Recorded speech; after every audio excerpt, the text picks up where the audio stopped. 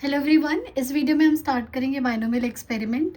Last videos में हमने सीखा था प्रोबेबिलिटी डिस्ट्रीब्यूशन कैसे बनाते हैं और how to find the mean and variance. उसी चीज़ को एक्सटेंड करते हैं हम बाइनोमियल एक्सपेरिमेंट में। देखो, जैसे बाइनोमियल से ही हमें पता है कि दो चीज़ें, अगर आपको याद हो तो हम वहाँ पे कैपिटल एक्स बनाते थे कि number of heads, number of tails. ठीक है, सेम चीज़ यहाँ पे हम क्या करते हैं, हमारे यहाँ पे दो पॉसिबल आउटकम्स होंगे। क्या होगा, या तो हमारे पास सक्सेस होगा या फिर हमारे पास क्या होगा, फेलियर होगा। तो जब दो पॉसिबल आउटकम्स होते हैं, only two, that is why this is called the binomial और अ बर्नौली ट्रायल। कोई भी random experiment with exactly two possible results, सिर्फ दो ही रिजल्ट होंगे, उसको हम क्या बोलते हैं, बाइनोमियल या फिर बर्नौली ट्रायल। अब दो रिजल्ट हम उसको डिफाइन करेंगे, एक तो सक्सेस और एक किससे डिफाइन करेंगे, फेलियर से। तो फॉर एग्जाम्पल, अगर मैं कोई डाई थ्रो कर रही हूँ, ठीक है, डाई थ्रो करने के बाद हमारे पास पॉसिबल आउटकम्स 1 से 6 है। अब मैंने यहाँ पे सक्सेस क्या बनाया, any number, probability of getting number greater than 4। तो ग्रेटर देन 4 जब नंबर्स आएंगे तो we will get a success. तो ऑब्वियस सी बात है, 4 से लेस देन या 4 के इक्वल आएगा तो वो क्या हो जाएगा, फेलियर हो जाएगा। तो जैसे एक और एग्जांपल है, die throwing a die if occurrence of 6 is considered at success, कि अगर 6 आया तो सक्सेस कंसिडर करेंगे, और अगर 6 नहीं आया विच मीन्स अगर 1 2 3 4 5 आया तो क्या होगा, फेलियर होगा। और एग्जाम्पल ले लेते, लेट्स सपोज अगर मैंने डाई थ्रो किया, सॉरी कॉइन अगर मैं थ्रो करती हूँ तो हेड आता है या टेल आता है। तो अगर हेड को मैं ये बोल दूँ कि head is getting a success, तो टेल आना क्या हो जाएगा, हमारा फेलियर हो जाएगा। तो कोई भी ऐसा इवेंट या एक्सपेरिमेंट जिसको आप दो पॉसिबल आउटकम्स में डिवाइड कर दो, सक्सेस और फेलियर में, तो हम वहाँ पे क्या लगा पाएंगे, बाइनोमियल एक्सपेरिमेंट। बट वहाँ पे कुछ और भी कंडीशंस होती हैं to apply Bernoulli binomial experiment. Okay, so before moving to the definition, मैं पहले कुछ चीज़ें क्लियर करती हूँ कि बर्नौली कहाँ अप्लाई होता है। जैसे सपोज मेरे पास क्या है, 10 कॉइन्स है, ठीक है, 10 कॉइन्स है, 1 2 3 एंड सो ऑन। मान लो 10 कॉइन्स है, 10 कॉइन्स है, इन 10 कॉइन को टॉस करूंगी तो क्या हो सकता है, या तो हेड आएगा या टेल, या फिर हेड या फिर टेल, ये सारी पॉसिबिलिटीज आएंगी। नाउ मैं ये कहती हूँ, जब जब हेड आएगा तो I will get a success, ठीक है। तो जितनी बार हेड आएगा मुझे सक्सेस मिलेगा, टेल आएगा फेलियर होगा। तो अगर आप देखो 10 कॉइन है तो 10 कॉइन हो सकता है एक बार हेड आए तो मुझे एक बार सक्सेस मिला है, तो 9 बार मुझे क्या मिल रहा है, फेलियर, मीन्स 9 बार क्या आ रहा है, टेल। मान लो 2 बार हेड आया, 2 बार हेड आया, इसका मतलब 8 टाइम्स क्या आया होगा, टेल। तो इसका मतलब मुझे 2 बार सक्सेस मिल रही है और 8 टाइम्स क्या मिल रहा है, फेलियर मिल रहा है। सिमिलरली अगर मैं कहती हूँ 5 टाइम्स हेड, तो इसका मतलब 5 बार सक्सेस है तो 5 बार क्या मिल रहा है, मुझे फेलियर मिल रहा है। ठीक है, तो ये चीज़ हमें समझ आ गया कि सक्सेस और फेलियर इन दोनों का सम करूँगी, 2 और 8 10 करेंगे तो क्या आ जाएंगे, मेरे पास टोटल 10 नंबर ऑफ कॉइन्स आ जाएंगे। ओके, तो अब समझते हैं कि बर्नौली एक्सपेरिमेंट क्या है। एक और चीज़ समझो, अगर मान लो इस कॉइन में मेरा हेड आया, तो इस कॉइन पे हेड आ रहा है या टेल आ रहा है, इससे इस कॉइन को कोई फर्क नहीं पड़ रहा, means both are independent cases. कि जो भी आपके इवेंट आ रहे हैं वो दोनों एक दूसरे से इंडिपेंडेंट होना चाहिए, मीन्स किसी एक के आने से दूसरे पे फर्क नहीं पड़ना चाहिए। इन केसेस में क्या हो जाएगा, हमारा बाइनोमियल अप्लाई हो सकता है। एंड वन मोर थिंग, ये जो नंबर ऑफ ट्रायल्स हैं कि आप किसी भी काम को कितनी बार कर रहे हो, that should be a fixed number. ऐसा नहीं होना चाहिए कि मैं इनफाइनाइट टाइम्स कॉइन टॉस कर रही हूँ और फिर मैं कहूँ हेड 10 बार हेड आ रहा है तो सक्सेस, बाकी failure. N should be finite number, fix होना चाहिए, 10 बार कर रहे हैं, 20 बार, 30 बार या कितनी बार, ठीक है। तो let's go to the definition. A binomial experiment is an experiment that can be regarded as sequence of n trials. n trials का मतलब किसी भी एक काम को आप 10 बार कर रहे हो, 5 बार कर रहे हो, n टाइम्स कर रहे हैं, ठीक है। तो सबसे पहले n क्या होना चाहिए, फाइनाइट होना चाहिए। n is defined before experiment begins. अब पहले ही मैं बता दूं कि मैं 10 बार कॉइन को टॉस करने जा रही हूँ, या फिर मैं कोई भी डाई को 5 बार थ्रो करने जा रही हूँ, या 5 डाई को एक साथ थ्रो करने जा रही हूँ। Each trial has only two possible outcomes, usually success and failure. तो वहाँ पे जो आउटकम्स आएंगे वो आप पहले ही डिसाइड कर लोगे। तो वहाँ पे दो तरीके की सिर्फ आउटकम्स होने चाहिए, सक्सेस या फिर failure. Now the result of any trial is independent of result of other trial. इसका मैं एक एग्जाम्पल दूंगी, वहाँ से समझ आ जाएगी what is the exact meaning of independent. वैसे हम ये क्लास 11th में पढ़ते हैं कि इंडिपेंडेंट इवेंट्स क्या होते हैं। The probability of success does not change from trial to trial. और एक और चीज़, जो सक्सेस है, फॉर एग्जाम्पल अगर मैं कॉइन टॉस कर रही हूँ, राइट, तो जो हेड आने की पॉसिबिलिटी है हर एक कॉइन में वो सेम होनी चाहिए, थ्रू आउट सेम होनी चाहिए हर कॉइन के लिए। ऐसा नहीं होना चाहिए कि आप एक कॉइन ले लो जिसमें हेड एंड टेल है, एक कॉइन में ले लो जिसमें दोनों तरफ हेड है या दोनों तरफ टेल है। तो यू कैन सी हर एक कॉइन के लिए हेड आने की प्रोबेबिलिटी क्या हो रही है, अलग अलग हो रही है। तो ये चीज़ गलत है।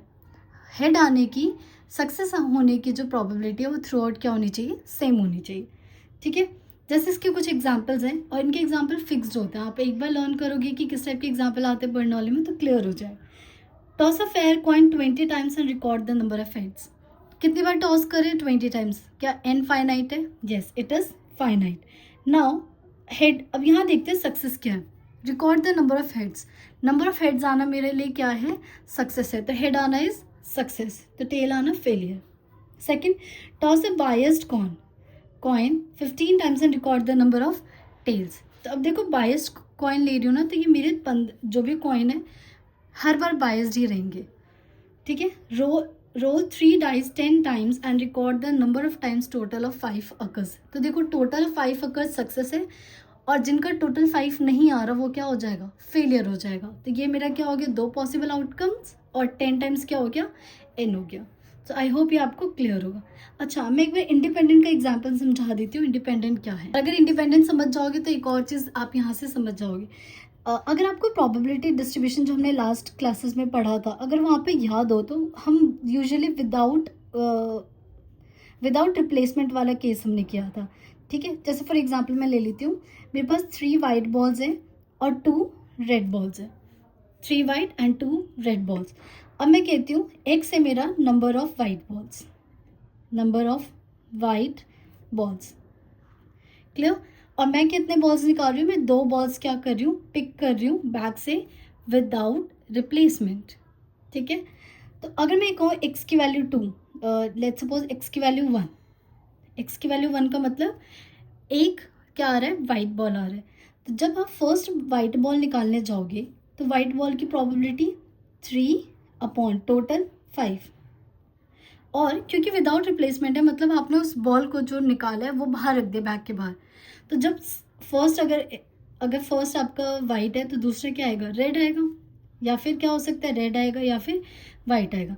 तो अगर फर्स्ट वाइट आ गया तो रेड की प्रोबेबिलिटी क्या हो जाएगी, 2 अपॉन 4। क्या आप यहाँ पे 4 लिख रहे हो, 4 लिख रहे हो, मतलब क्या जब सेकेंड बॉल मैं निकालने जा रही हूँ वो इसकी वजह से डिपेंड हो रही है। डिपेंड का मतलब जैसे मैंने बॉल बाहर रख दिया मेरे नंबर ऑफ बॉल्स क्या हो गए, कम हो गए। कम हो गए तो प्रोबेबिलिटी पे इफेक्ट पड़ा। इसका मतलब ये दोनों केस क्या हो गए, डिपेंडेंट हो गए। ये क्या हो गया, मीन्स एक की प्रोबेबिलिटी दूसरे की वजह से अफेक्ट हो रही है तो ये क्या हो गए, डिपेंडेंट हो गए। बट इसी क्वेश्चन में मैं एक छोटा सा चेंज करूंगी और वो इंडिपेंडेंट बन जाएगा। आप खुद सोचो ऐसा क्या इस क्वेश्चन में मैं रिमूव करूं कि क्वेश्चन इंडिपेंडेंट हो जाए। तो पहले ये देखते प्रॉब्लम कहाँ आई थी। ये प्रॉब्लम आई थी, इसकी प्रोबेबिलिटी किसकी वजह से इफेक्ट हुई थी, जब मैंने इस बॉल को क्या रखा, बाहर रखा। इसका मतलब अगर मैं इसी क्वेश्चन में मैं ऐड कर दूं विद रिप्लेसमेंट, क्या ऐड कर दूं, विद रिप्लेसमेंट, तो इसका मतलब जब मैं x = 1 मतलब 1 वाइट निकाल रही हूँ और दूसरा रेड या फिर रेड या वाइट, ठीक है, तो जब मैं प्रोबेबिलिटी निकालूंगी तो वाइट बॉल की प्रोबेबिलिटी क्या हो जाएगी, 3 अपॉन 5। अब बॉल को वापस बैग में डाल रही हूँ तो रेड बॉल की प्रोबेबिलिटी 2 अपॉन 5। क्या मुझे रेड निकालो या वाइट निकालो, कोई फ़र्क पड़ रहा है, नहीं पड़ रहा है। इसमें भी निकाल लो पहले। अगर मैं फर्स्ट रेड निकालती हूँ तो 2 अपॉन 5, वाइट निकालती हूँ तो 3 अपॉन 5। तो मीन्स यहाँ पे चाहे रेड पहले निकाल लो या वाइट निकाल लो, इस पर कोई अफेक्ट नहीं पड़ रहा है। That is why this is independent and this is dependent. तो मैं हमेशा ये बोलती हूँ, इस चीज़ को नोट कर लेना अच्छे से कि कभी भी अगर विदाउट रिप्लेसमेंट वाला केस है तो वहाँ पे बर्नौली नहीं लगेगा। बाइनोमियल एक्सपेरिमेंट हम वहाँ पे कभी भी अप्लाई नहीं करेंगे। विद रिप्लेसमेंट के केस में हम बाइनोमियल एक्सपेरिमेंट हमेशा अप्लाई करेंगे। आई होप ये आपको इंडिपेंडेंट वाला केस समझ आ गया होगा। Now let's move to the very important formula which we will use for binomial experiment. देखो, अगर आपको याद हो प्रोबेबिलिटी डिस्ट्रीब्यूशन में, तो हम यहाँ पे ना ऐसे केसेस बनाते थे। x = 1 के लिए, अगर मैं x = 2 के लिए बोलूँ तो केसेस क्या बनता, वाइट एंड वाइट। x = 0 बोलती मीन्स दोनों के दोनों क्या है, रेड। तो ये जो केसेस बनाते थे, सॉल्व करते थे, सेम वही चीज़ यूज़ हो रही है यहाँ पे, लेकिन यहाँ पे ना हमारे लिए एक फॉर्मूला आ जाएगा। ठीक है, क्या फॉर्मूला आएगा? x equals to R. तो पहले ना यहाँ बहुत कन्फ्यूजन होती है आर क्या है। आर आप ऐसे समझो, मान लो मैंने 10 बार कॉइन को क्या किया, टॉस किया। 10 बार कॉइन को क्या टॉस किया, हेड आएगा या टेल आएगा, हेड आएगा या टेल आएगा। हेड आना मेरे लिए सक्सेस है, टेल आना मेरे लिए फेलियर है।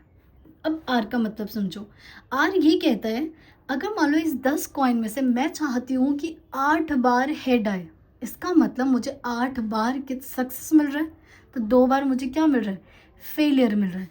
तो R is decided that how many times you want success. अगर मैं कहती हूँ आई वांट सक्सेस 3 टाइम्स, इसका मतलब 3 कॉइन पे तो क्या आएगा, हेड आएगा, बाकी के 7 कॉइन पे क्या आएगा, टेल आएगा। Clear? Let's suppose if I से x इक्वल्स टू 7 का क्या मतलब है, 7 times I am getting head, मतलब 7 कॉइन पे हेड आएगा तो 3 कॉइन पे क्या आएगा, टेल आएगा। तो आई होप ये समझ आ गया होगा कि आर का मतलब है कि how many times we want success. ठीक है, तो NCR, अब ये समझाऊंगी NCR क्या, मैं इन सब चीज़ों को ना प्रोबेबिलिटी डिस्ट्रीब्यूशन से कनेक्ट करूंगी। NCR मतलब I want R time success, और PQ का मतलब समझते हैं। P is probability of success आने की जो probability is defined by P, और Q इज फेलियर होने की प्रोबेबिलिटी। और ये चीज़ तो हमें पता है, सक्सेस मिले या फिर फेलियर मिले, इन दोनों की probability will always equal to 1। ये चीज़ हमेशा याद रखनी है। ठीक है, सो NCR का मतलब R times we want success, तो जितनी बार सक्सेस चाहिए उतनी ही सक्सेस की पावर। तो Q की पावर क्या हो जाएगी, जितनी बार फेलियर हो रहा है।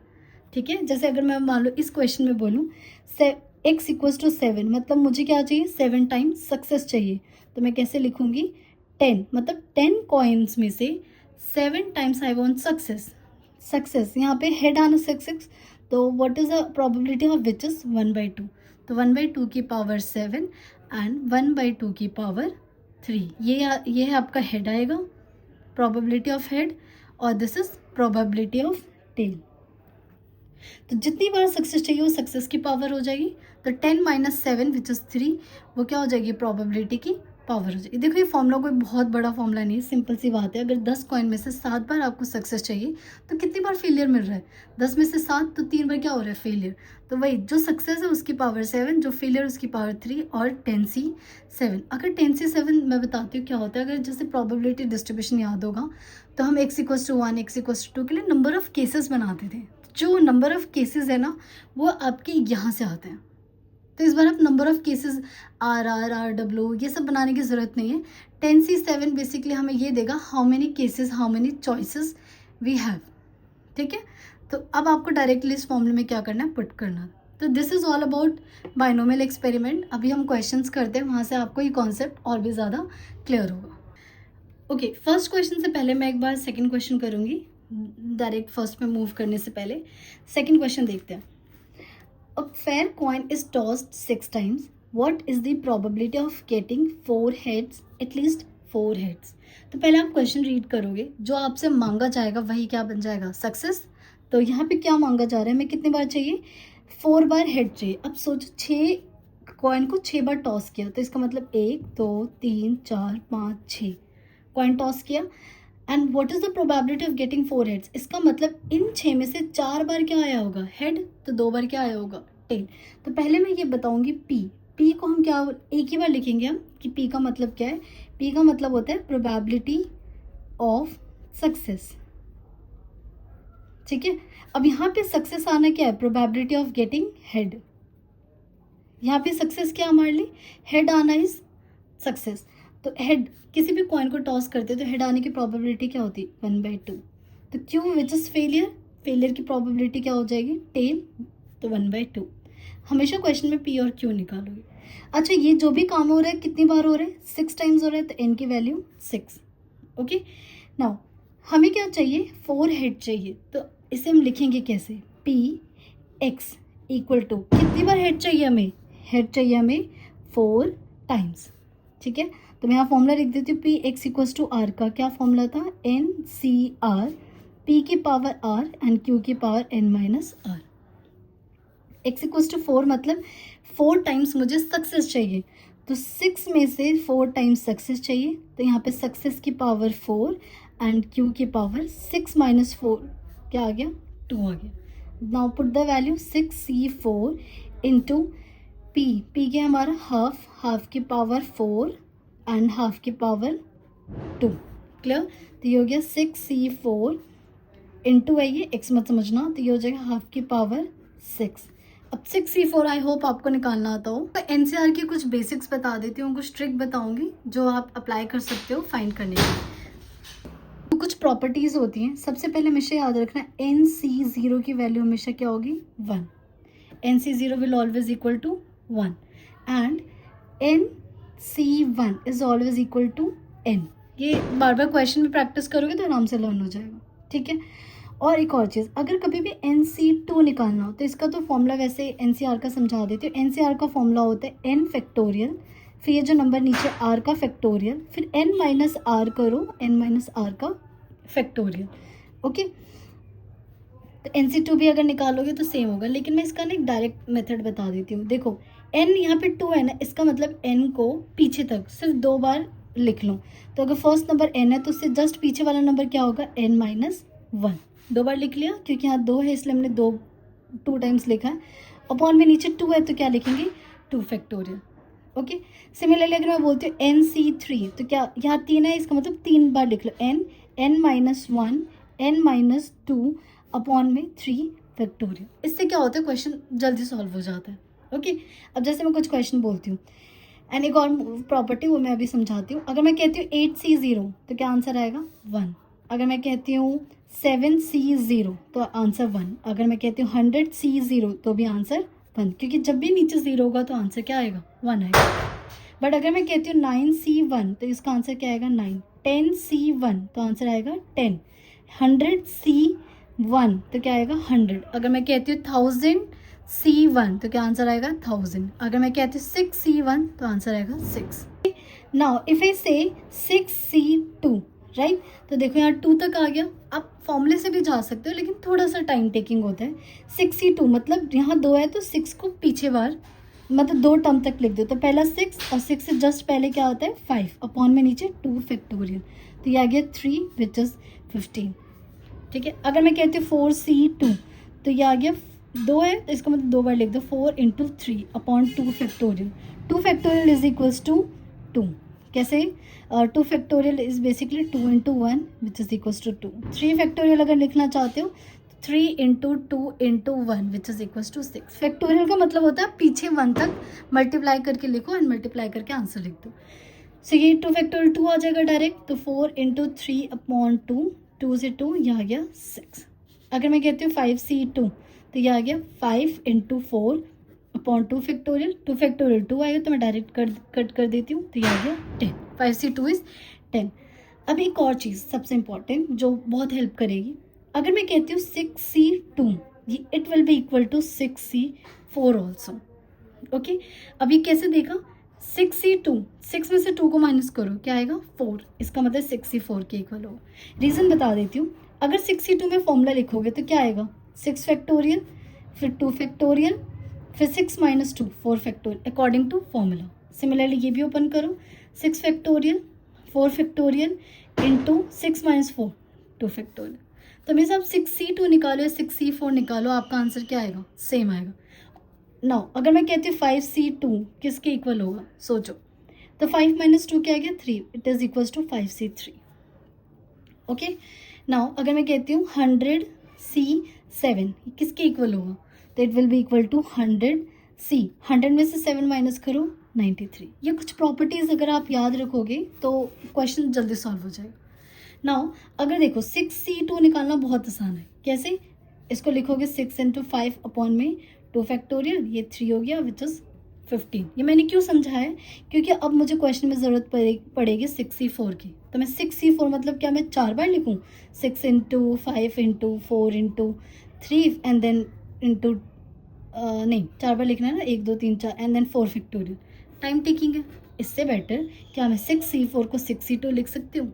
तो अब नीचे जब वैल्यू बड़ी होगी तो हम क्या करेंगे, उसको छोटा बना देंगे. ठीक है. फॉर एग्जाम्पल अगर मुझे चाहिए 6C5 तो तो क्या मैं 6 को 5 बार लिखूंगी? No. Can I write 65 is equal to 61? और ये किसके इक्वल होता है? जब भी 1 होता है तो क्या वो अपने ही नंबर के इक्वल हो जाता है? तो 61 विल बी इक्वल टू 6. ठीक है, तो ये कुछ बेसिक्स है, मैं हर बार क्वेश्चन में रिपीट करूंगी ताकि आपको चीज़ें लर्न हो जाए. 4 है तो क्या मैं 64 को 62 लिख सकती हूँ एंड हाफ के पावर 6. और 62 अभी हमने क्या निकाला था? 6 इंटू 5 और नीचे 2 फैक्टोरियल और 1/2. 6 2 की पावर 6 क्या होते हैं? 64. ये कट करोगे 3 तो ये हो जाएगा 15/64. This is the answer. Okay, ना इसका ना एक और पार्ट है which is at least 4 heads. At least 4 heads, इसको लिखना बहुत इंपॉर्टेंट है सही तरीके से, क्योंकि ना हम क्या करते हैं एटलीस्ट का ऐसे या एटमोस्ट ऐसे लर्न कर लेते हैं. आई वुड सजेस्ट ऐसे मत लर्न करो. आप एक काम करो, देखो मुझे क्या चाहिए? एटलीस्ट 4 चाहिए तो आप पहले x लिख लो और फिर 4 लिख लो. ठीक है, एटलीस्ट 4 का मतलब आपके माइंड में क्या आ रही है कि वैल्यू क्या हो सकती है? 4, 5, 6, 7, 8, 9 ऐसे हो सकती है. और हमेशा ये वेरिएबल को नोटिस करते हैं, मीन्स ये वाली वैल्यू 4 से बड़ी हो सकती है, 4, 5, 6, 7, 8 हो सकती है. तो कौन सा साइन आना चाहिए? Sign should be this one. ठीक है, तो वेरिएबल के आगे ग्रेटर देन साइन. तो x की वैल्यू 4 से बड़ी, राइट. कितने बार कॉइन को टॉस कर रहे हैं? 6 बार. इसका मतलब मैं चाहती हूँ मुझे कम से कम 4 बार सक्सेस मिले. मीन्स 4 बार सक्सेस मिले प्लस 5 बार भी मिल सकती है और प्लस 6 बार भी सक्सेस मिल सकती है. ठीक है, ओके. 4 बार सक्सेस का मतलब है 6C4 मीन्स सक्सेस की पावर 4 एंड फेलियर की पावर 2. फिर 6C5 सक्सेस की पावर 5 और फेलियर की पावर 1. फिर 6C6 सक्सेस की पावर 6 और फेलियर की पावर 0. क्लियर. अब इसे सॉल्व करते हैं. क्या 6C4 62 के इक्वल होता है? और ये वैल्यू कितनी आई थी? 15. क्या ये हाफ के पावर 6 बन चुका है? प्लस 6C5 अभी समझाया था. क्या 6 को 5 बार लिखूं? नो. क्या मैं इसको डायरेक्ट लिख सकती हूँ 6C1 और ये हो गया हाफ की पावर 6. और 6C6 क्या होता है? It's equal to 1. चाहती कैसे? देखो हमें पता है 6C0 की वैल्यू क्या होती है? It is equal to 1. कोई भी वैल्यू नीचे 0 तो 1 होता है. तो अगर मैं लिखूँ 6C6, अभी क्या समझाया था? क्या मैं इसको ऐसे लिख सकती हूँ 6C0, 6 - 6 0. जैसे अभी हमने लिखा था ना 6C4 can be written as 6C2, मतलब 6 - 4 2 है. वैसे 6 - 6 क्या आ गया? 0 आ गया. ओके, तो वही चीज़ क्या है? 6C6 क्या लिख सकती हूँ मैं? 6C0 और हाफ की पावर क्या हो गई? 6 हो गई. तो क्या मुझे हाफ की पावर 6 कॉमन दिख रही है? हाफ की पावर 6 कॉमन ले लो तो अंदर वैल्यू बच गई 15. 6C1 is equals to 6 and 6C0 is equals to 1. तो ये वैल्यू कितनी हो गई? 6 और 1 7 और ये हो गया 22/2 की पावर 6 इज 64. तो ये आ गया 11/32. तो आपको ये क्लियर हो. अब आते हैं फर्स्ट क्वेश्चन पे. First question, a coin is tossed 5 times and find the probability of getting at least 4 hits. इसका मतलब हेड आना इज सक्सेस. तो पहले हम ये डिफाइन कर लेते हैं what is P. P is equals to 1/2. Q will be again 1/2. Okay, आप ऐसे भी निकाल सकते हो P plus Q is equal to 1. Now कितनी बार टॉस हो रहा है? तो n की वैल्यू कितनी हो गई? 5. 5 में से कितनी बार सक्सेस चाहिए मुझे? एटलीस्ट 4 बार. हाँ, मतलब 4 बार आए तो भी प्रोबेबिलिटी निकालिए, 5 बार आए और 5 ही बार आ सकते हैं मैक्सिमम. तो फर्स्ट इज एटलीस्ट 4 हेड. तो मैंने अभी कैसे निकालना सीखा है? x लिखो 4 लिखो. खुद सोचो x की वैल्यू, इसे याद रखना, मेन ये x होता है. इसकी वैल्यू 4 भी हो सकती है, 5 भी हो सकती है. Means this is greater than और इक्वल टू 4. तो अब इसे लिखेंगे P4 प्लस P5. ठीक है, इसका मतलब 4 बार क्या चाहिए? सक्सेस चाहिए. मीन्स 5 में से 4 बार success. What is the success here? 1/2 की पावर 4. तो 1/2 की पावर क्या हो जाएगी? 1 प्लस 5 बार सक्सेस मतलब 5 मीन्स चारों के चार मतलब सॉरी 5 हेड पे क्या होना चाहिए? हेड होना चाहिए. इसलिए 1/2 की पावर 5 देन 1/2 की पावर 0. अब इसे सॉल्व करते हैं. अब क्या मैं 5C4 को 4 बार लिखूंगी? नहीं, इसे हम डायरेक्ट क्या लिख सकते हैं? 5C1. 5 में से 4 माइनस करो क्या आएगा? 1. इसलिए 5C1. और क्या हाफ की पावर 5 हो गई. सिमिलरली 5C5 को क्या लिखूंगी? 5C0 और हाफ की पावर 5. इनफैक्ट आप ना डायरेक्ट लर्न कर सकते हो NCN is always equal to 1. NCN किसके इक्वल होगा? 1. NC0 इज इक्वल टू 1 और NC और NC1 is equal to N। कुछ चीज़ें हैं जो आप डायरेक्ट लर्न रखना। नाउ ये हो गया 5C1 इज इक्वल टू 5 और यहाँ से आ गया 1 और मैं 1/2 की पावर क्या ले रही हूँ 5 कॉमन ले रही हूँ, तो ये आ गया 6 और 1/2 की पावर 5 करोगे तो ये हो जाएगा 32 विच इज 3/16। ठीक है। Next is at most 4 heads. At most 4 का मतलब 4 बार, मैक्सिमम 4 बार हेड आना चाहिए। इसका मतलब x की वैल्यू 4 से कम 3 2 1, तो ये वाली वैल्यूज में क्या 4 से कम और या इक्वल हो रही है, इसमें हम क्या लगाएंगे ये वाला साइन। तो क्या हो जाएगा p की वैल्यू हमेशा हमेशा याद रखना 0 से स्टार्ट करेंगे। p0 इसका ये मतलब होता है x इक्वल्स टू 1 या फिर p x equal to 2 plus p x equals to 3 plus p x equals to 4। अब यहाँ पे एक चीज़ बताती हूँ, जब हमने फर्स्ट क्लास की थी उसमें हमने ये बताया था कि p0 p1 p2 या फिर कहाँ तक जाऊँ n तक जाऊँ, मतलब n टाइम्स हो रहा है, तो इन सब की वैल्यू क्या होती है 1 होती है। अब मुझे देखो किसकी वैल्यू चाहिए, यहाँ पे कितने बार केसेस हो रहे हैं 5 बार हो रहे हैं ना, तो ये वाला जो एक्सप्रेशन होगा क्या वो ऐसे होगा p0 p1 p2 p3 p4 and p5 is equal to 1। ये वैल्यू किसकी इक्वल होगी 1 की। अब मुझे किसकी वैल्यू चाहिए 0 1 2 3 4। ये देखो पूरा एक्सप्रेशन या तो आप ऐसे ओपन करो या मैं थोड़ा लॉजिक लगा सकती हूँ। मुझे कहाँ से कहाँ तक वैल्यू चाहिए, मुझे वैल्यू चाहिए 1 से 0 से लेके 4 तक वैल्यू चाहिए। तो क्या मैं इस पूरे को क्या मैं यहाँ से ये लिख सकती हूँ p0 p1 plus p2 plus p3 plus p4 is equal to 1 minus p5, ये लिख सकते हो। देखो इतनी सारी टर्म्स निकालना, इससे ज़्यादा इससे बेटर क्या है 1 माइनस p5 निकालो।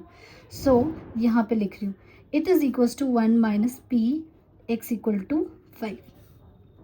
1 माइनस p5 का मतलब 5 पे क्या होने चाहिए हेड होने चाहिए, 5c5 और x की हाफ की पावर 5 एंड हाफ की पावर 0, तो 1 माइनस 5 से 5 क्या होता है 1 और ये 1/2 की पावर 5 इज इक्वल टू 1/32।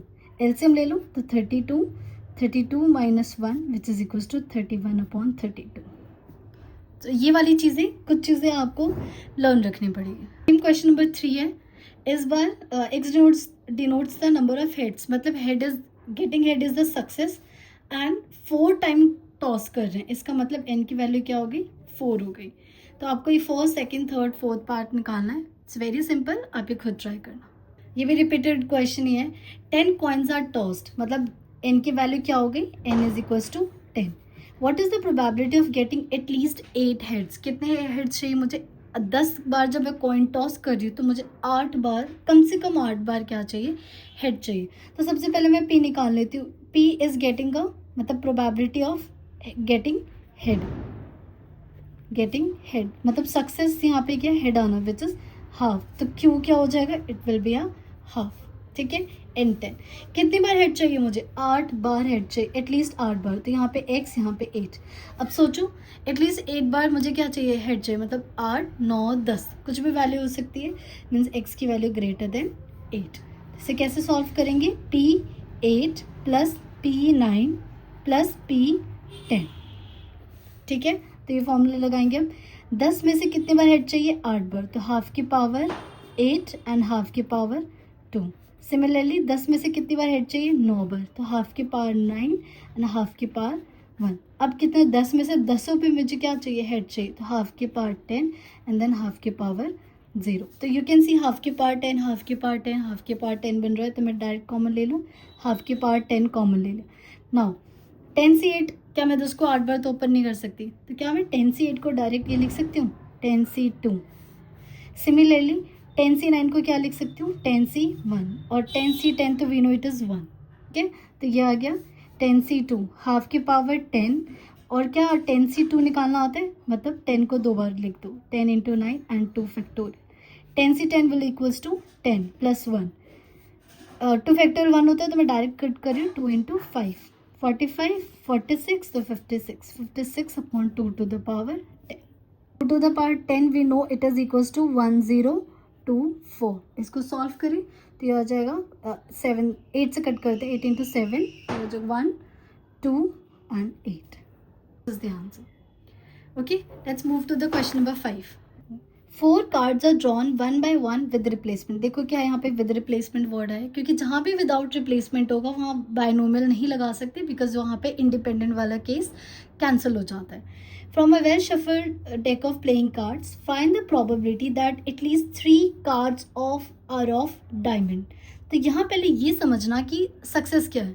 तो देखो 4 कार्ड ड्रॉ कर रहे हो और मैं चाहती हूँ कि उसमें कम से कम 3 कार्ड डायमंड हो, मीन्स डायमंड मिलना मेरे लिए सक्सेस है. ठीक है, तो पहले हम पी निकालते हैं. P getting a diamond. Diamond कितने होते हैं हमारे पास टोटल 13, अपॉन में टोटल कार्ड्स कितने होते हैं 52, तो ये आ गया 1/4. तो क्यू कितना हो जाएगा 3/4. देखो 1/4 है ना, ऐसे निकाल दिया 1 - 1/4 which is equals to 3/4. Okay, now ये पी निकाले, क्यों निकाले, कितने कार्ड्स हम यहाँ पे ड्रॉ कर रहे हैं. वी आर ड्रॉइंग 4 कार्ड्स, मतलब 4 कार्ड निकाल रहे हैं. उन चारों में से मेरी ये इच्छा है कि कम से कम 3 कार्ड मेरे पास क्या है, डायमंड क्या है, तो N4. सो यहाँ पे P, X and 4. अब बताओ कौन सा साइन लगेगा. मैं चाहती हूँ at least 3 cards of diamond, means कम से कम. सो यहाँ पे क्या आ गया, P की वैल्यू 4 प्लस यहाँ पे 3 बोला है ना, तो यहाँ पे वैल्यू 3 आएगी. तो ये गया P3 and P4. Okay, clear. Now P3 के लिए हम क्या निकालेंगे, कितने कार्ड्स निकाल रहे हैं 4, C3. 3 बार सक्सेस चाहिए. सक्सेस क्या है मेरे लिए 1/4, तो 1/4 की पावर 3. फेलियर क्या हो गया 3/4 प्लस 4C4. सक्सेस क्या है 1/4 की पावर 3. फेलियर क्या है 3 की पावर 4. अब देखो यहाँ से सॉल्व करने के लिए प्रॉब्लम आती है. अब मुझे पता है 4C3 is equal to what 4C1, और 4C1 की वैल्यू क्या होती है 4. तो ये वैल्यू आ गई 4 इंटू 1 की पावर कुछ भी करो 1 आएगा, और नीचे 4 की power cube which is equals to 1664 into 3/4. 4C4 we know 4C4 is equals to 4C0. 4C0 is equals to 1. तो ये आ गया 1 इंटू, यहाँ पे गलती हो गई, यहाँ पे होना चाहिए था 4 एंड देन यहाँ होना चाहिए था 0. फ्लो में गलत लिख दिया. 4C1 एंड 1/4 की पावर 4 इज इक्वल्स टू 256. ठीक है, अब देखो मैंने इस 4 को 4 से कैंसिल कर सकती हूँ, लेकिन ना मेरी कैलकुलेशन थोड़ी टफ हो जाएगी, क्योंकि आई नो जब बेस नीचे सेम होता है तो एलसीएम ईजी हो जाता है. तो I will not cut this 4 and 4. तो यहाँ पे क्या होगा 4 3 इंटू 4 3 जा 12, और नीचे क्या हो गया 256 प्लस ये हो गया 1/256. अब इसको सॉल्व कर लो, तो ये आ गया 13/256. अब जो कैंसिल हो रहा है वो आप कैंसिल कर दो ना. देखो अगर मैं इस 4 को कट कर देती, फिर एलसीएम लेती, 256 आता, फिर 4 से एलसीएम लेना, थोड़े टाइम टेकिंग हो जाते. तो आप अपने आँख और कान बिल्कुल खुले रखना कि कब मुझे कैंसिल करना चाहिए, कब मुझे कैंसिल नहीं करना चाहिए, वो देखो प्रैक्टिस से आता है. Now let's do the question number 6. देखो अ कॉइन इज टॉस्ड 4 टाइम्स. कितने बार टॉस किया 4 बार. ठीक है, 1 2 3 4. If X is the number of heads, मतलब यहाँ पे हेड्स आना सक्सेस है, then find the probability distribution of X. अब देखो पेपर में अगर ये क्वेश्चन आया, कन्फ्यूजन हो जाती है कि इस क्वेश्चन को जो हमने फर्स्ट 2 एक्सरसाइजेज में सीखा था वो लगाएं या बाइनोमियल लगाएं, क्योंकि यहाँ कुछ नहीं बोल रखा कि आप बाइनोमियल अप्लाई करो या सिंपल वो बोला. एक चीज़ हमेशा याद रखना, जब भी क्वेश्चन में ये बोला जाए कुछ भी मेंशन ना हो. क्या यहाँ पे मेंशन है विद रिप्लेसमेंट या विदाउट रिप्लेसमेंट? नहीं. जब तक मेंशन ना हो हम हमेशा विद रिप्लेसमेंट का अपनी तरफ से लेते हैं. हम हमेशा विद रिप्लेसमेंट जब तक मेंशन ना हो. और अगर विद रिप्लेसमेंट के साथ आप अगर प्रोबेबिलिटी डिस्ट्रीब्यूशन जो हमने फर्स्ट 2 एक्सरसाइज में किया था वो अप्लाई करते हो तो भी सही है, और बाइनोमियल अप्लाई करते हो तो भी सही है. ठीक है, तो मैं यहाँ पे आपको बाइनोमियल अप्लाई करके दिखाऊंगी. 4 कॉइन टॉस कर रहे हैं, तो x is number of heads. तो पहले मैं ये मेंशन कर लेती हूँ what is success for this question. Getting head is success, और किसी कॉइन को टॉस करे तो हेड आने की प्रोबेबिलिटी 1/2, तो फेल होने की प्रोबेबिलिटी 1/2. एन की वैल्यू 4. कितने बार कॉइन टॉस कर रही हूँ 4 बार. अब नाउ एक्स की वैल्यू क्या क्या हो सकती है 1 2 3 4 में से. हेड हो सकता है एक बार भी ना आए, हेड हो सकता है एक बार आए, फिर या फिर 2 पे आ जाए, या फिर 3 पे आ जाए, या फिर किस पे आ जाए 4 पे आ जाए. ओके, बस अब आपको क्या निकालना है बाय यूजिंग बाइनोमियल. ठीक है। अब अगेन दोबारा समझा रही हूँ, जब तक क्वेश्चन में कुछ मेंशन ना हो बाइनोमियल या विद रिप्लेसमेंट या विदाउट रिप्लेसमेंट, हम हमेशा विद रिप्लेसमेंट का केस लेकर चलते हैं, और जहाँ विद रिप्लेसमेंट आ गया सबसे ज़्यादा कंफर्टेबल होता है अप्लाई बाइनोमियल। ये कुछ चीज़ें ना आपको हमेशा नोट बना के रखना है, क्योंकि हमें जब तक सुनते हैं तब तक याद रहता है, बाद में चीज़ें मिस आउट हो जाती है। ठीक है। अब एक ज़ीरो, इसका मतलब मुझे कितनी बार फेलियर मिल रहा है, 0 टाइम फेल हो रही हूँ, इसका मतलब 0 बार सक्सेस मिल रही है, तो इसका मतलब 4 बार मेरे को क्या मिला है, फेलियर मिला है। तो ये हो जाएगा 4C0। ठीक है। और गेटिंग हेड 0 और टेल आने की प्रोबेबिलिटी 4। ठीक है। नाउ 4C1 मीन्स एक बार सक्सेस मिल रहा है, सक्सेस की पावर 1, फेलियर की पावर 3। 4C2 मतलब 2 बार सक्सेस, मतलब सक्सेस की पावर 2 और सक्सेस की पावर 2। 3 बार फेल हो रही हूँ, सक्सेस की पावर 3, 3 बार सक्सेस मिल रही है मुझे, तो एंड हो गया 1। 4 बार सक्सेस मतलब चारों बार क्या है, हेड आया है, तो एक बार क्या, 0 बार क्या आया होगा, टेल आया होगा। चेक कर लो 1 2 3 4, फिर 0 1 2 3 4। ठीक है सही। अब बस इसे सॉल्व करते हैं। 460 इज इक्वल टू 1, ये 0 हो गया, 1/2 की पावर 4 इज इक्वल टू 1/16। इसे सॉल्व करें। 4C1 is equal to 4 and क्या ये 1/2 की पावर 4 बन जाएगा डायरेक्ट, चलो मैं लिख देती हूँ 1/2 की power 4 which is 4/16। Similarly 4C2 निकालना सिखा देती हूँ। 4 × 3/2 फैक्टोरियल 2 6। देखो कुछ चीज़ें तो लर्न कर लो, 4C2 5C2 6C2 ये लर्न हो जाती हैं। जैसे 4C2 6 होता है, 5C2 10 होता है और 6C2 15 होता है। ठीक है। Now 4C2 will give me 6 and ये हो गया 1/2 की power 4 which is equals to 6/16। And then 4C3 is equals to, मुझे पता है 4C3 किसकी इक्वल होगा, 4C1 किसकी इक्वल होता है, 4 की इक्वल होता है। 4 × 1/2 की power 4 which is 4/16। then 4C4 is 1 and 1/2 की पावर 4 which is 1/16। अब देखो यहाँ पे कैंसिल ज़रूर कर देना क्योंकि हमें टेबल बनानी है।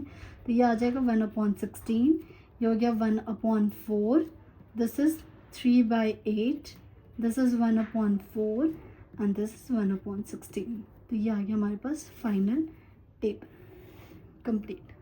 Let's do question number 7। Find the probability distribution of number of successes कि मुझे कितनी बार सक्सेस मिलेगी, वो हमारा डिस्ट्रीब्यूशन है। In 2 tosses of die when a success is getting a number greater than 4। ठीक है। डाई टॉस कर रही हूँ, 2 डाई टॉस कर रही हूँ, तो जब वैल्यू 4 से बड़ी आएगी मुझे सक्सेस मिलेगा, और 4 से छोटी आई तो मुझे क्या मिलेगा, फेलियर मिलेगा। तो यहाँ पे पहले P निकालते हैं। अब 4 से बड़े नंबर्स कौन होते हैं, 5 होता है या फिर 6 होता है। तो प्रोबेबिलिटी क्या हो जाएगी, 2/6 विच इज़ 1/3। तो क्यों क्या हो गया, डायरेक्ट 1 - 1/3 कर दो विच इज़ 2/3। एन कितनी बार हम ये प्रोसेस करें, तो 2 टॉस करें किसका, डाई का, तो एन की वैल्यू क्या होगी, 2। अब मुझे नंबर ऑफ एक्स क्या है, नंबर ऑफ सक्सेसेस। ठीक है। नंबर ऑफ सक्सेसेस का ये मतलब है कि जब आप 2 डाई टॉस कर रहे हो तो यहाँ पे हो सकता है दोनों पे 4 से छोटी वैल्यू, तो मतलब 0 सक्सेस हो सकता है, एक पे 4 से बड़ी वैल्यू मतलब एक बार सक्सेस। ठीक है। तो भाई एक्स की वैल्यू हो सकता है 0, मतलब मुझे 0 बार सक्सेस मिला। 1 मतलब एक बार सक्सेस, मीन्स किसी एक डाई पे एक बार 4 से बड़ी वैल्यू आ रही है। देन 2 मतलब दोनों पे वैल्यू क्या हो रही है, 4 से बड़ी आ रही है, तभी मुझे क्या मिल रहा है, सक्सेस मिल रहा है। अब निकालते PX। 0 सक्सेस, तो अब ध्यान से देखना कितने हैं हमारे पास टोटल, 2 0 मतलब 0 बार सक्सेस। यहाँ पे सक्सेस आने की प्रोबेबिलिटी क्या हो जाएगी, 0 बार सक्सेस मतलब आपको सक्सेस मिल नहीं रहा, मीन्स दोनों बार क्या मिला है मुझे, फेलियर मिला है। ठीक है। नाउ एक बार सक्सेस मतलब 1, तो सक्सेस की पावर 1, तो एक बार क्या मिला होगा, फेलियर होगा, तो 1। सिमिलर 2C2 मीन्स दोनों बार क्या मिला मुझे, सक्सेस, मीन्स 1/3 की पावर 2, तो 2/3 की पावर 0। सॉल्व करते हैं। 2C0 क्या होता है, 1 एंड ये भी 1 आ जाएगा, 2 की पावर 2 4/9। इसे सॉल्व करते हैं। 2C1 is equal to 2, 1/3 and 2/3 power 1 है, तो ये हो जाएगा 2/9।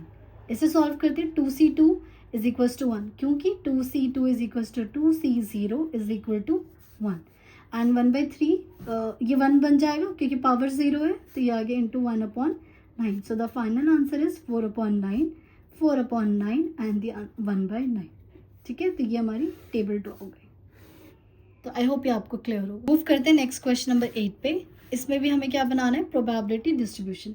Find the probability distribution of number of doublets. क्या आना चाहिए, number of doublets in 3 throws. 3 बार थ्रो कर रहे हो, कितने पेयर ऑफ डाइस को, मतलब पहली बार ड्रॉ किया ये, फिर दूसरी बार ड्रॉ किया, फिर पेयर ऑफ डाइस को, फिर ड्रॉ किया पेयर ऑफ डाइस को. और अगर दोनों बार डबलेट आ रहे हैं, मतलब 1 1 2 2 3 3, तो सक्सेस मिल रहा है. अगर 1 1 2 2 3 3 4 4 5 5 6 6 के अलावा कोई और नंबर है तो हमें क्या मिल रहा है, फेलियर मिल रहा है. मीन्स इस प्रोसेस को कितनी बार किया जा रहा है, 3 बार. तो एन की value 3. Now probability of getting success is getting a doublet. Doublet क्या क्या होता है, मैं यहाँ लिख रही हूँ 1 1 या फिर 2 2 या ऐसे करके 6 6. तो टोटल डबलेट्स कितने होते हैं, 6 अपॉन में total number of possible outcomes 36, तो 1/6. तो क्यू की वैल्यू क्या हो जाएगी, 1 - 1/6 विच इज़ 5/6. हमारे पास एन है, पी है, क्यू है. और नंबर ऑफ डबलेट्स का मतलब डिस्ट्रीब्यूशन एक्स. हो सकता है किसी पे भी डबलेट ना है, मतलब एक्स की वैल्यू 0. हो सकता है किसी एक पे आ जाए, मतलब एक बार सक्सेस. हो सकता है किस पे, दोनों पे आ जाए या फिर तीनों पे आ जाए. अब हमें इसका क्या निकालना है, पी एक्स निकालना है. 0 सक्सेस मतलब 3 में से 0 सक्सेस. तो व्हाट इज द सक्सेस, 6 की पावर 0 देन 5/6 की पावर क्या हो जाएगी 3. एक बार सक्सेस मिले मीन्स 1/6 की पावर 1 एंड देन 5/6 की पावर 2. हो सकता है 2 बार सक्सेस मिले तो सक्सेस की पावर 2 एंड देन फेलियर की पावर क्या हो जाएगा 1. एंड सक्सेस तीनों बार सक्सेस मिले मतलब 6 की पावर 3 देन 5/6 की पावर 0. तो सॉल्व कर दे. 3c0 1, ये भी 1, तो 5 का क्यूब हो जाएगा 125 and 216. Similarly 3c1 3, 1/6 and 5/6 is 25/36. Similarly 3c2 1 is equal to 2, क्योंकि देखो 3c2 1 is equal to 3c1 और 3c1 किसके इक्वल होते हैं 3 के, इंटू 1/36 इंटू 5/6. और 3c3 we know it is equals to 3c0 और it is equals to 1. तो ये होगी वैल्यू हमारे पास 1/6 1/216 इंटू ये वैल्यू क्या होती है 1. बस अब इसे सॉल्व कर दो तो ये आ गया 125/216. इसे सॉल्व करो तो आप 3 इंटू 2 कर सकते हो, इसे और इसे कट कर दो 2, तो ये आ जाएगा 25/72. इसे कट कर दो 3 इंटू 2 तो ये आ जाएगा 5/72 and last 1/216. This is the probability distribution table. ठीक है, next question number 9. From a well shuffled 52 cards 3 cards are drawn 1 by 1 with replacement. Find the probability distribution of number of queens. तो इस बार again मैं यहाँ पे बता देती हूँ एन कितना आ गया 3 card. Queen is a success, तो पी टोटल क्वीन हमारे पास कितने होते हैं 4 out of 52 which is 1/13 and Q will be 1 - 1/13 which is 12/13. हमें क्या निकालना है, प्रोबेबिलिटी डिस्ट्रीब्यूशन. मीन्स देखो 3 कार्ड निकाल रहे हैं ना, 3 कार्ड तो हो सकता है एक बार भी क्वीन ना मिले, एक बार क्वीन मिले, 2 बार मिले या फिर तीनों बार क्वीन मिले. और getting queen is a success. तो बस आपको क्या निकालना है, पी एक्स निकालना है. तो मैं यहाँ फॉर्मूला लिख देती हूँ, ये क्या हो जाएगा 3c0 देन मीन्स एक बार भी सक्सेस नहीं है, सक्सेस की पावर 0 12/13 की पावर 3. 3c1 एक बार सक्सेस मिल रहा है एंड मीन्स 12/13 2. फिर 3c2 2 बार सक्सेस तो मीन्स फेलियर एक बार. और फिर 3c3 कितनी बार, तीनों बार सक्सेस मिल रही है मीन्स 12/13 की पावर 0. बस आप इसको सॉल्व करना जो हमने सेम ऊपर लॉजिक्स लगाया है और आप इसके आंसर्स फाइंड करोगे. ठीक है, नंबर 10 बिल्कुल सेम एज इट इज़ है जैसे हमने पहले किया है, तो आप इसको भी खुद ट्राई करना. बाकी के क्वेश्चन हम नेक्स्ट वीडियो में करेंगे. Thank you.